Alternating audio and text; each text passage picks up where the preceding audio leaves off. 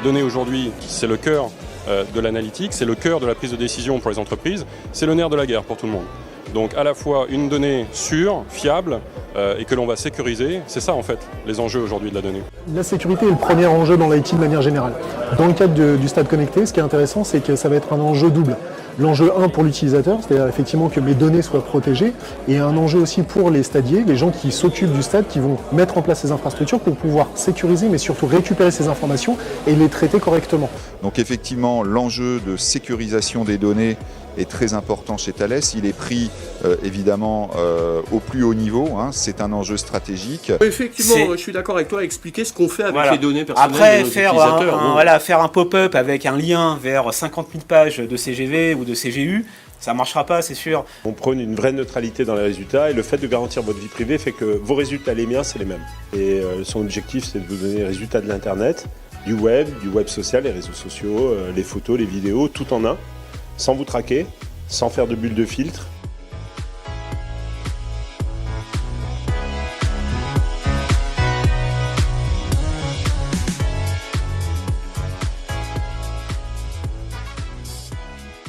Aujourd'hui, comme pour toutes les autres enseignes du retail, quel que soit leur métier, nous sommes obligés de réfléchir à une stratégie omnicanal qui intègre inévitablement le digital. C'est évident que le digital est une grande valeur ajoutée et on va tendre de plus en plus vers le digital. Mais il faut qu'il ait un sens. La révolution numérique, c'est à la fois une opportunité pour nous, mais surtout une nécessité pour nos clients. On va chez un client, et là aujourd'hui vous êtes à l'Université catholique de Lyon, dans lequel le client nous accueille, va nous présenter ses choix technologiques, qu'est-ce qu'il a décidé de faire en termes de système d'information.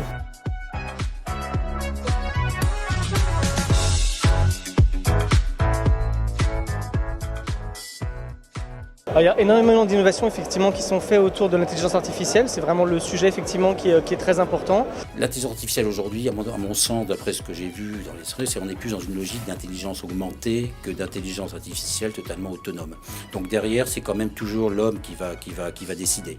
Homme. Pourquoi ? Parce que la machine doit être au service de l'homme et qu'il n'y a pas d'intérêt de machine s'il n'y a pas d'homme. Et sur l'IA. Sur l'IA, il y a beaucoup de choses à faire. Mais est-ce qu'il n'y a pas, ce que vous avez dit, à boire et à manger là-dedans ? Bien sûr. Mais aujourd'hui, on n'a encore rien vu en intelligence artificielle. Aujourd'hui, il y a l'intelligence qu'on voit dans les systèmes, elle est encore beaucoup humaine, très peu artificielle. Et de plus en plus, l'artificiel va prendre le dessus sur l'humain dans tous les systèmes. Mais on n'a encore rien vu. Puis ça va disrupter, il y a plein de métiers qui vont disparaître. Mais c'est un peu terrifiant d'ailleurs. Bon, l'intelligence artificielle, c'est bien, mais la plastique artificielle, c'est mieux. On va le voir avec ces images. Une chanteuse dotée d'intelligence artificielle commence sa tournée mondiale. Alors vous la voyez, cette jeune fille holographique qui danse sur scène avec ses musiciens. Il semble que ce soit live et que ça réagisse effectivement au public. Donc typiquement, il y a vraiment un échange de données, encore une fois. Donc on parlait de numérique, et c'est de l'interaction. Ça veut dire toutes les technologies digitales, que ce soit robotics, que ce soit virtual reality, que ce soit artificial intelligence, virtualisation, toutes ces grandes axes de nouvelles technologies peuvent être appliquées pour les clients à partir de maintenant.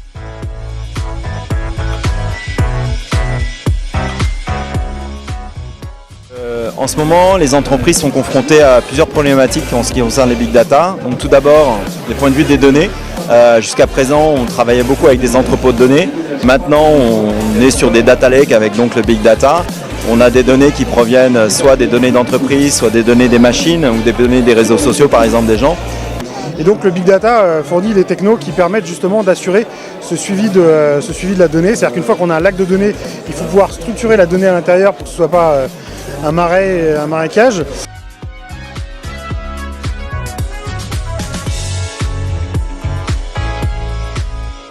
Une idée un peu folle, donc créer une technologie et un réseau qui permet de connecter n'importe quel objet physique au monde digital, au monde Internet.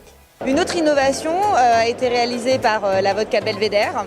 Et donc la maison en fait a fabriqué un ours connecté qui en fait est un écrin pour les bouteilles de vodka.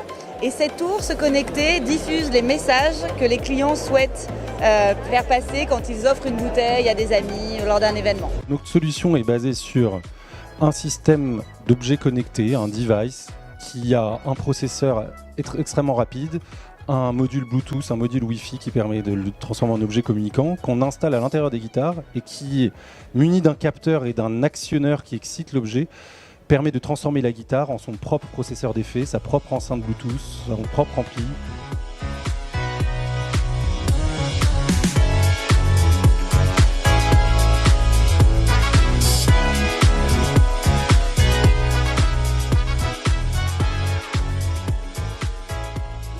Ont décidé d'améliorer le processus de recrutement en allant au-delà d'un simple examen de CV.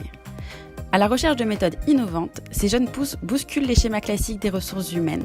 J'ai organisé un hackathon au Vatican il y a quelques semaines, quelques jours. Comment ça s'est passé et pourquoi ce hackathon au Vatican? Alors, c'est pas la première fois que nous organisons Optique des hackathons. On en organise à San Francisco, à Paris.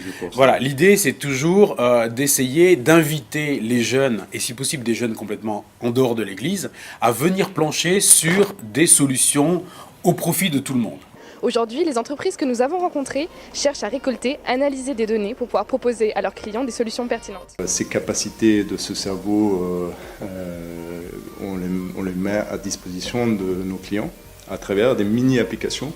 Et nous sommes maintenant avec Franck et Mathieu, qui sont les cofondateurs de Bonanza. Bonanza, ce n'est pas seulement une série de western américaine, mais c'est aussi l'application de recrutement en un clic. C'est une société que j'ai fondée il y a 5 ans maintenant et qui commercialise la solution la plus simple au monde pour piloter sa communication sur écran.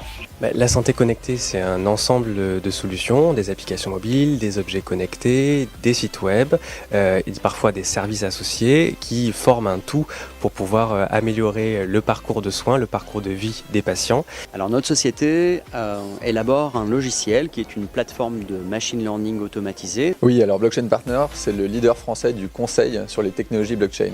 Très compliqué pour les entreprises de remonter toute cette information en temps réel pour être au plus proche du client et lui répondre évidemment sur ses attentes dans son parcours.